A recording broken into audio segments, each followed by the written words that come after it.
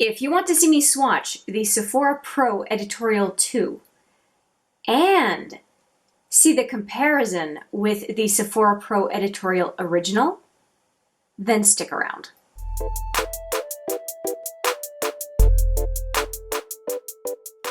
Hi there, it's Hélène, and yes, we're going to be looking at two 28 shadow palettes today. I have done the swatches for the original editorial. I will put that video right there for your ease of reference. But I will also be comparing the full set of swatches for this palette to the full set of swatches that we are creating today with this palette, and be able to do a side-by-side comparison for you. So I'm really excited about doing that because it's not often that you get to see that with 28 shadow palettes. So hopefully I'm going to be able to create that on the screen for you. I'm saying this not having done the editing, obviously, but I think it's going to work out. All right, so we have this one done. I linked the video. I'm also going to link, by the way, the video for this look if you are curious. It is part of the Lancôme Holiday Palette eyeshadows for this year. So the 2020 Lancôme Holiday Blockbuster set. There's an eyeshadow palette in there, and this look was made with it, as well as the cheek products are also in that palette. So that is linked for you. And now let me just get into this Sephora Pro Editorial 2. And I think I'm just going to bring out both palettes just so that you can see the color story side by side before seeing the swatches side by side. Because the palettes themselves, even though swatches are more telling, I think that seeing the palette in all its glory is not a bad thing. So it does come with a set of looks. Each one of these Pro palettes comes with a lookbook of 4 looks, and they have very much the same type of packaging, that kind of holographic, beautiful holographic design on the bottom with the name. And there is a bit of a difference here in that there's a protective palette, palette protector, plastic palette protector. The big difference between the two, other than the color story, is that this one has the names right underneath the shadows, and the other one, the names are on the plastic. So that is a big enhancement for Editorial 2.0 that I'm very happy they did. In the last swatches video, I did not, for the original, Editorial Original, I did not give the names because I'm not going to be playing with a sheet of plastic. That's just, I find that so irritating. So let me show you that irritating palette. So I'm going and opening up the original. And as I said, the swatches are done and up on this channel. That is the palette. And as you can see here, the plastic has the names on it. And then this is the color story. Now it looks a little bit rough because I did swatch it all. And of course, swatching is a little bit tough on a palette. But everything was pretty good. I only had a couple of surprises with this one. And so let me just bring them up side by side here, at least the palette, like I said I would. They're quite heavy, which I like because it means that they're protected. And they do open up flat, so I'm able to show you these stacked one on top of the other. So there you go. And because, let me just see if this makes more sense as well.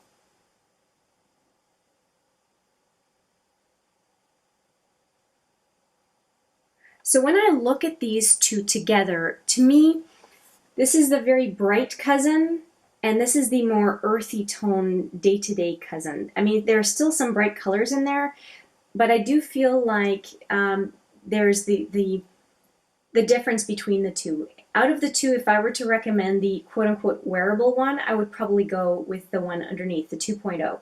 And the one on the top is more for transformer and bright eyeshadows other than the last row.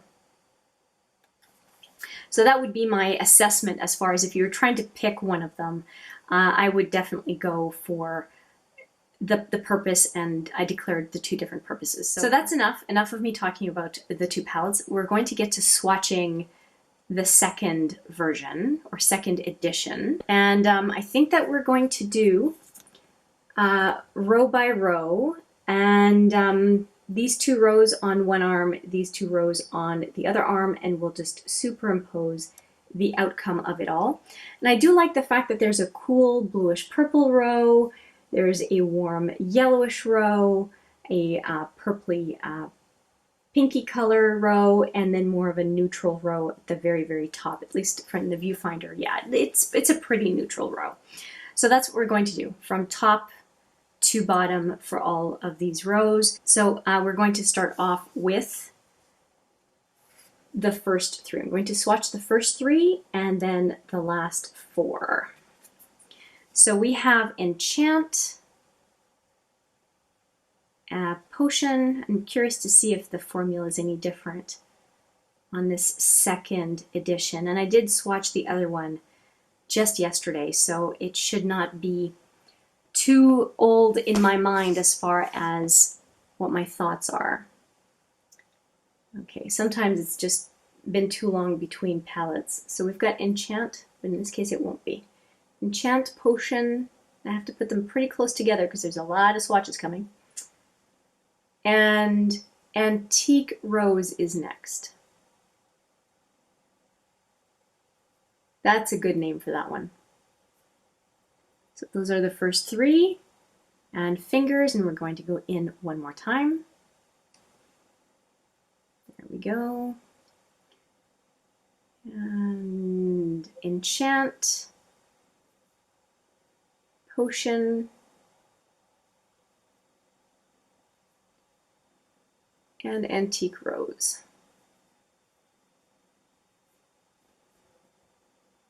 All right, so that's not bad for the first 3. The Fingers to me tell me more. And I mean, they're all very, very wearable colors if you like neutrals. So that's approachable, right? We're starting off nice and easy.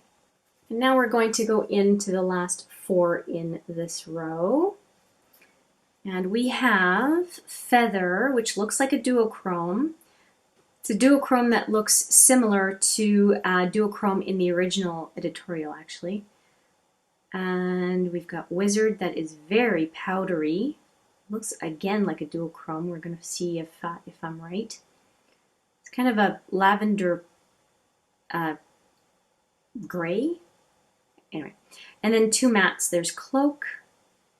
It's very powdery, and Talisman, which is that burgundy color.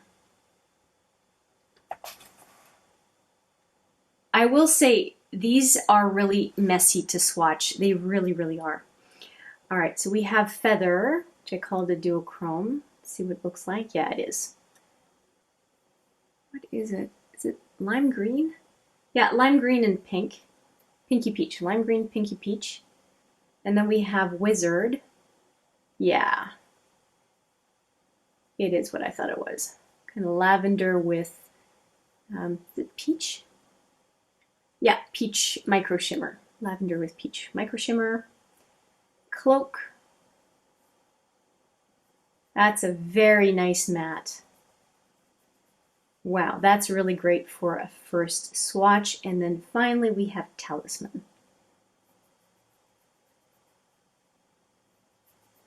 Whoa, I need to swatch closer.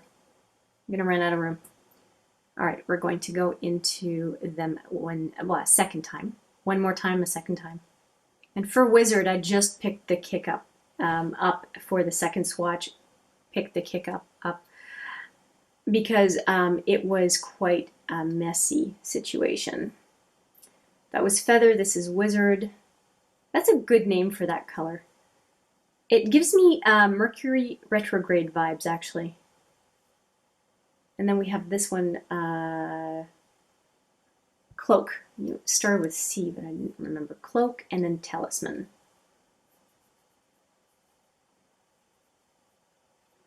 Okay, I'm going to get more deliberate with my swatches for the second row, just to make sure we don't run out of room here. This is a good start. I like this set of eyeshadows for sure. I think that this one, well, actually these 3 are my favorite out of the whole first row. And again, the fingers. Very, very nice. All right, the next row is more reds and oranges as far as I can see. A little bit of dusty rose type feel as well.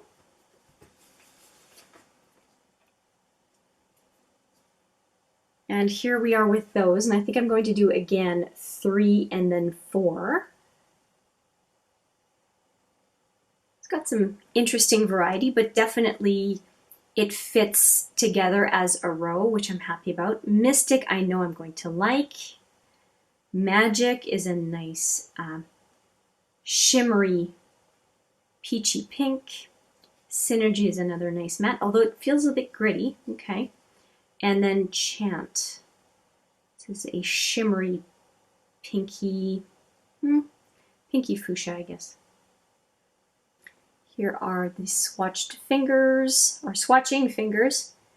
And let's give it a go. Mystic. Oh boy. It's quite the color. Magic is next. That's quite a light color. Synergy, which is a nice bright matte. This color shows up in so many palettes at this point. Kind of a neon coral. And then Enchant. Oh, I guess I went for 4. I thought I was going to do 3 on this one, but I let my mind wander, I guess. It's a bit of a tough color for the pinky, but all right, we're going to go in a second time. I was hoping to get the red for the pinky, brighter color so that the swatch turns out better, but I overshot with 4 fingers on this first one.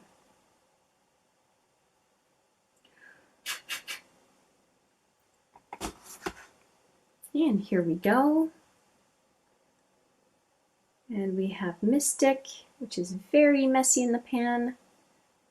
Okay, and we've got Candy, I think. No, Magic. Magic. Synergy. And Enchant. Okay, that built up pretty nicely, despite it being a pinky. That's good.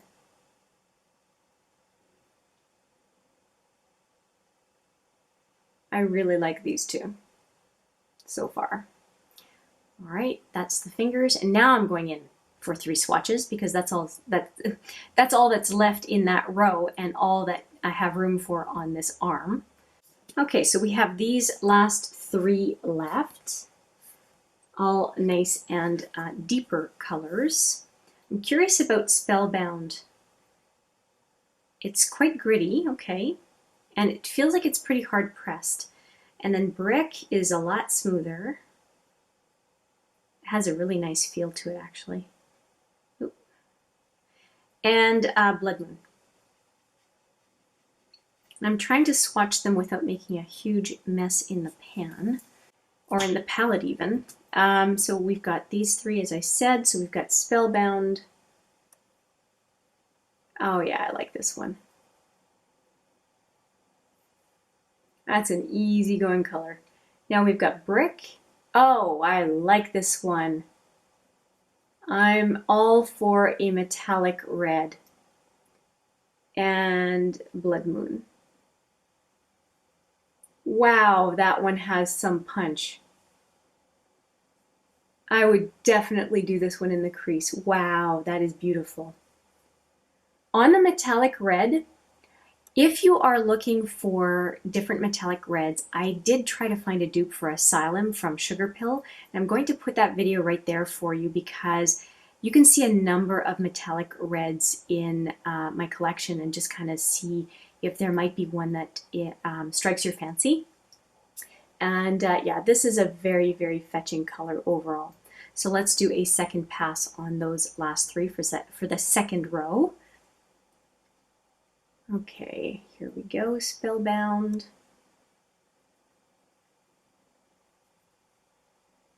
Brick,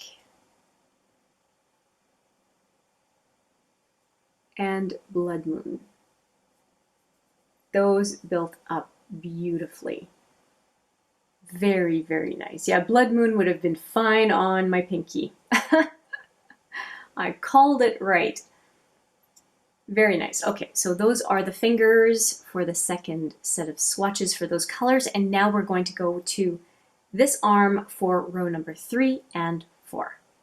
All right, and just a reminder, we've got some yellows and purples and blues. That is what the last 2 rows are going to look like. And of course, I'm going to start off with row number 3.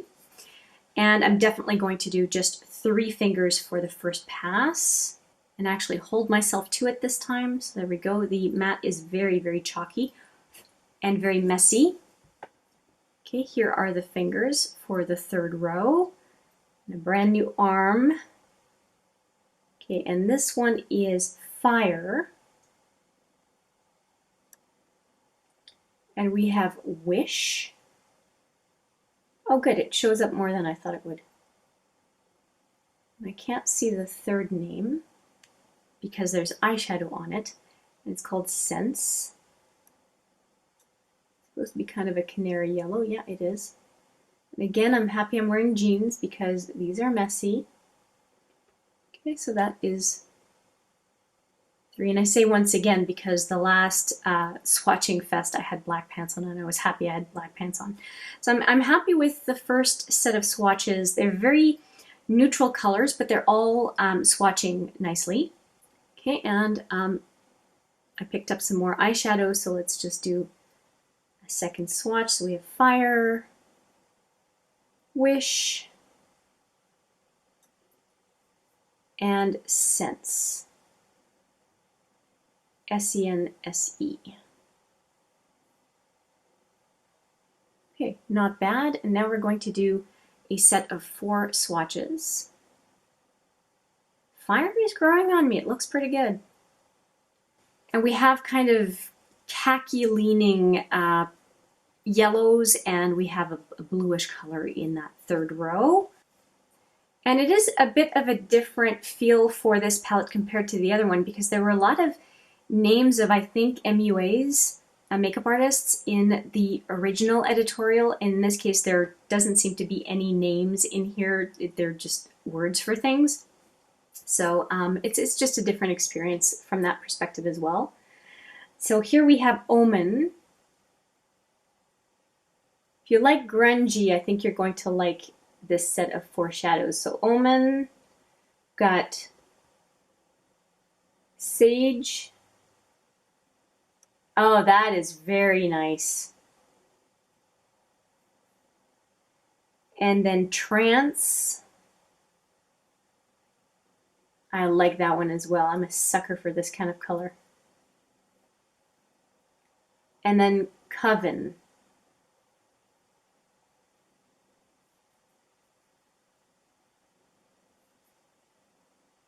I really like those last 4. They are really nice.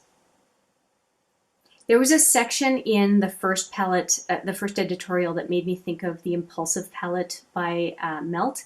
And these are also making me think of Melt-inspired colors for sure. Okay, going back in again. Here we go. I really like this mustardy khaki. It's very pretty. So that was Omen, and we have Sage. Look at how that built up. That's beautiful. And then we've got Trance, which is a great name for that color. And finally, Coven. Because it's the pinky, I feel like I should go in again. I'll just go in again on that one, just to make sure it has its moment. Didn't intensify it too much, but a little bit.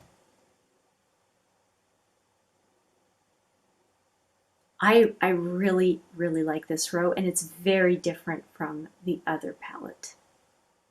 Okay, we're down to the last row. And we've got a lot of blues and a little bit of purple. I think that's going to be really nice.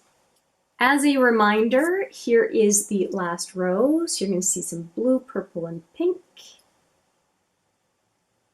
And let's see how this one does. Psychic, the first one, seems to be kind of a transformer shade.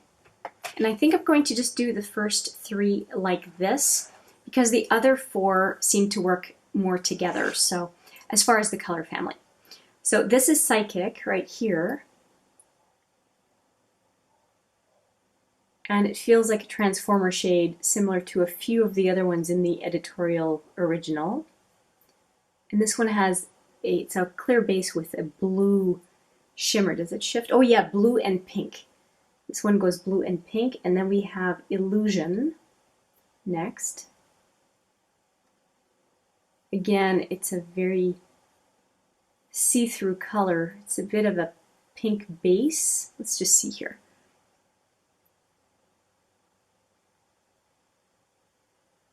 Yeah, this one has a pink base with blue shimmer, and this is blue shimmer with kind of a pink translucent base. So that's a bit different.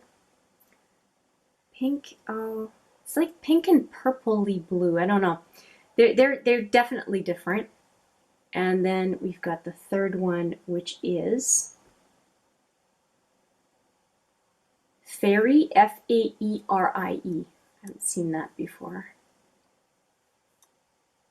Okay, so those are the first three, and we'll definitely do a double swatch because the first two are really hard to see on the first pass, but they're very interesting though. I'm hoping it comes through on the fingers. Okay, here are the three fingers again, loaded for some swatching. See how much, okay, the blue really comes through now on this one.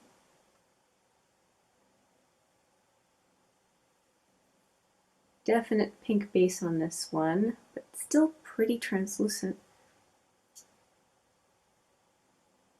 And the third one with Fairy. There we go. Psychic, Illusion, and Fairy on those three. And now we have the last four to do, the very last four. And we're going to have the blues. We're going to finish with the blues on this one. So here are the four. And only one matte in the blues. And it's a very nice matte. This whole row really goes together. No question, if you're trying to go more monochromatic. So there's Pegasus, Charm, Atlantis, and Alchemy.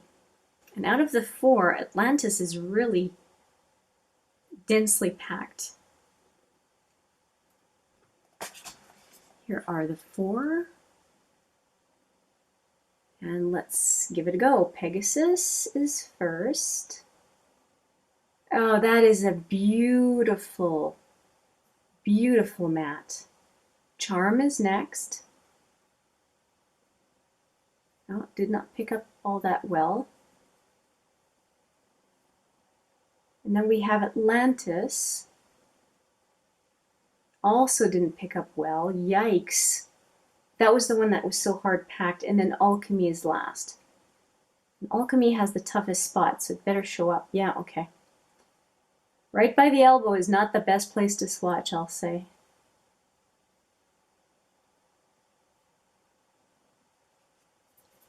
Okay, here we go. It definitely needs, the two in the middle of that set of four really need some help. Atlantis is suffering. Here are the fingers, and we're going to go in one last time. I'm not worried about Pegasus. Pegasus is looking really nice. Charm is going to pick up. I don't know about Atlantis. It's looking rough. Let's see. Really going in there. I had one color in the editorial original do the same thing to me. It just would not pick up, and it was also a metallic blue. Okay, here are the four fingers.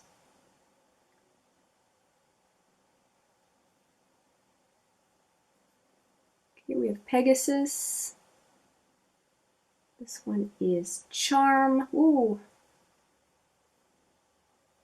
that is rough. That is really rough. We have Atlantis. Yeah, Charm and Atlantis are not doing well at all. And then this one is Alchemy. So I'm going to go in again with those last two because I at least want to give you a feel for the color and the fingers. Okay, I went in with Charm and Atlantis a third time now, and really dug in. So I'm hoping that I can show you a bit more on those two. But they just don't, with a finger swatch, they are rough. Yeah, they're really not doing a great job at all. So blue metallics apparently are a problem for the Sephora Pro palettes. They look good on the fingers, and hopefully that means they'll look good on the eye, but boy, for swatches, they stink. All right, now we have a whole set of swatches. So I thought we'd look at those two arms, so a whole of 28 swatches, and then do a little comparison with the original editorial. And here we go. So this arm was swatched first, so we'll put it on top, and then the bottom row. And let's take a look here. I like both sets of rows, the top two and the bottom two, but for different reasons. I like the fact that there's a lot of reds and pinks and fuchsias on the first two rows, because they are, you know what, I'm going to say I'm really partial to the second row because of the pinks and fuchsias. The top row here is, it's very utilitarian and it's fine, but out of all of these shadows, this is really the one. And after that this would be the second one as far as my favorites. But pretty much everything in this row I know I could use and enjoy. These I feel like I've got in a ton of other palettes, and I don't really need them. If you have a lot of neutrals, neutral shimmers, you probably don't need that first row for the most part. And then down here, what I like about this second half of the palette is how very, very different all of the shadows are from each other. These two I don't know that I would really need, although the fire one it's a very neat color. I'm very drawn to these here, again, that give me melt vibes all the way to here. And then this one it's more ethereal, it's more like fairy-like, different colors, and I think that some very interesting pastel looks could come from that last row. And I do really like this one, which was a very unusual color called Coven. Just a very, very different looking color that I find interesting. There's no question that these are very, very different. So let me now just try to do a split screen. I'll put the swatches for the original editorial and the swatches for Editorial 2.0 so that you can really see the whole color story for both palettes swatched next to each other. If you've been debating on getting one of them or wondering if you want both, then I think that seeing the swatches side by side can be really helpful. I would definitely say that if you are looking for the editorial palette day to day, if you have more of a conservative style, Editorial 2, and you like a more earthy style, Editorial 2 would be the better option. And the original editorial would be if you want to expand your range of color and you particularly like mattes. There are a lot of mattes in the original editorial, and there are fewer mattes in the 2.0. I just went and checked. In the original editorial palette, there seemed to be 11 mattes, and in the editorial 2.0, there are 8 mattes. So that there's a material difference between the two palettes for sure. And of course the colorful range is, the color range is different for the first and the second. So it will really be which way you tend to lean as far as choosing one or the other. But both have brights and both have neutral leaning colors. That's not a question, it's just the extent of which category you prefer and how vibrant you appreciate your eye makeup looks to be.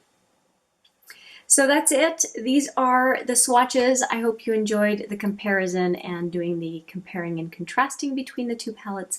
Let me know if you have a favorite. I would love to hear which one speaks to you more than the other, or if you like them both as much, or if you would pass on both of them as well. I would love to hear.